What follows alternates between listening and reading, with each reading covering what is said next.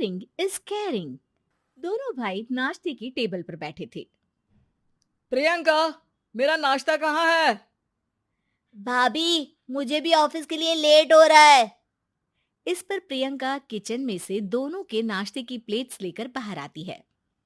लो भाई, आप दोनों का नाश्ता। किसी को भी 1 मिनट का सब्र नहीं है। ये प्रियंका का ससुराल है, जहाँ कोई औरत ना होने की वजह से शादी वाले दिन से ही घर के साथ दोनों भाइयों की जिम्मेदारियां प्रियंका संभाल लेती है। दोनों भाई शांति से नाश्ता कर रहे होते हैं कि अंकुश अपने भाई की प्लेट से पराठे का एक टुकड़ा उठा लेता है। आपको पता है ना, मैं खाना शेयर नहीं करता, फिर भी मेरी प्लेट में से खाना जरूरी है क्या? अरे हद हो गई है, मुझे नहीं खाना अब। अंकुर गुस्से में नाश्ता छोड़कर टेबल से उठ खड़ा होता है। अरे, ये कैसा बिहेवियर है अंकुर? एक टुकड़ा ही तो है। एक हो या आधा, मुझे भूख लगी है तो ये सिर्फ मेरा ही है। उसे भी किसी के साथ शेयर करने बैठा तो भूखा नहीं रह जाऊंगा। अरे बाबा ठीक है, अब इस पर भी लड़ाई। दूसरा बना देती हूँ, पर प्लीज ऐसे खाना बीच में छोड़कर मत जाओ। इससे अन्न का अपमान होता है। ओ प्लीज भाभी, ऐसी कोई चीज होती ही नहीं है। आपके पास पैसे हैं, खरीदो और खाओ। अगर नहीं खाया जाए तो फेंक दो। अरे दुनिया में सब यही करते हैं। अंकुर बैग उठाकर ऑफिस के लिए चला जाता है, जिसके पीछे उसका बड़ा भाई मायूस सा घर में खड़ा रह जाता है। जिसने बचपन से सोने की चम्मच में खाया हो, उसे दुनिया के बारे में क्या पता होगा। वैसे गलती तो हमारी ही है। अगर कभी बचपन में ही सही गलत का फर्क सिखाया होता तो आज ये हाल नहीं होते। आप फिक्र क्यों करते हैं जी? भगवान है, वो जो भी करता है सबकी भलाई के लिए ही करता है। और जब वो चाहेंगे तो अपनी तरह से अंकुर भैया को भी सब कुछ सिखा देंगे। पत्नी की बात पर विश्वास कर अंकुश भी ऑफिस चला जाता है। सुबह से दोपहर होती है और अंकुर लंच करने ऑफिस के पास वाले रेस्टोरेंट में पहुंचता है, जहां वो एक साथ बहुत सारा खाना ऑर्डर कर देता है। सर, क्या कोई आपको ज्वाइन करने वाला है? नहीं तो क्यों? अब कुछ नहीं सर, ऐसे ही। वेटर चला जाता है और कुछ देर में अंकुर का ऑर्डर लेकर वापस आता है, जिस पर अंकुर सब डिशेस में से थोड़ा थोड़ा खाकर बाकी ऐसे ही छोड़कर बिल देकर चला जाता है। वाह भगवान, तेरी माया। कहीं कोई एक एक टुकड़े के लिए तरसता रहता है और ये 5 लोगों का खाना ऑर्डर करके एक का भी पूरा नहीं खाते। पैसे वालों की माया। वेटर टेबल साफ कर बचा हुआ सारा खाना लेकर रेस्टोरेंट के पीछे घूम रहे बच्चों के पास पहुंच जाता है, जिसे देख बच्चों के चेहरे खिल उठते हैं। वाह, आज इतना सारा खाना आया। थैंक यू भैया। भगवान आपको खाने की फैक्ट्री बना दे। अगर ये फैक्ट्री मेरी होती तो तुम लोगों को कभी किसी का झूठा बचा हुआ खाना नहीं खाना पड़ता।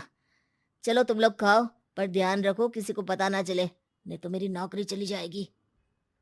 इसी के साथ दिन बीतता है और रात को दोनों भाई एक साथ घर पहुंचते हैं। कुछ देर में सब डिनर करने बैठते हैं, जहां अंकुश अंकुर को समझाने की कोशिश करता है।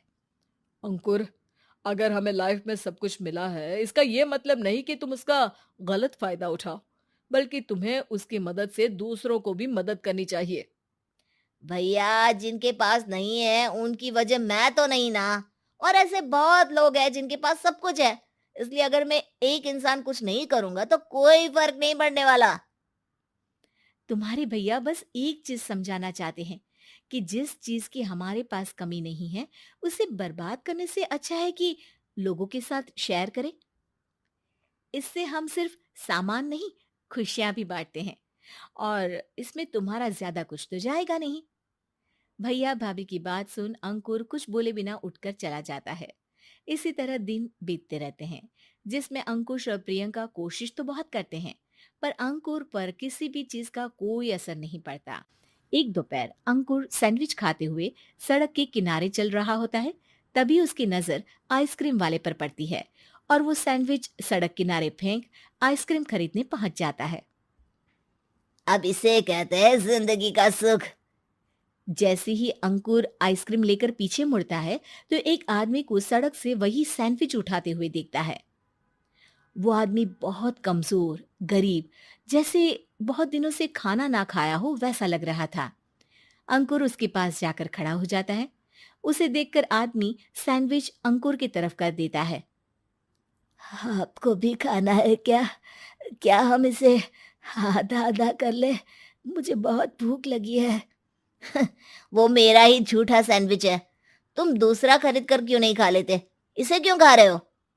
अरे भैया, अगर खरीदने के पैसे होते तो 4 दिन से भूखा नहीं घूम रहा होता। हैं? क्या?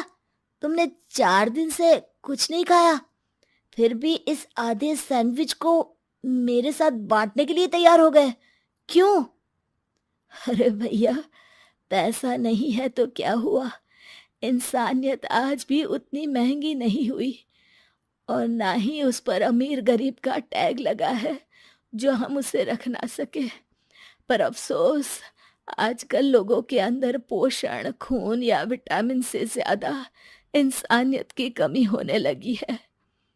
आदमी की बातों से अंकुर को समझ में आ जाता है कि वो आज तक कितना गलत काम करता आ रहा था।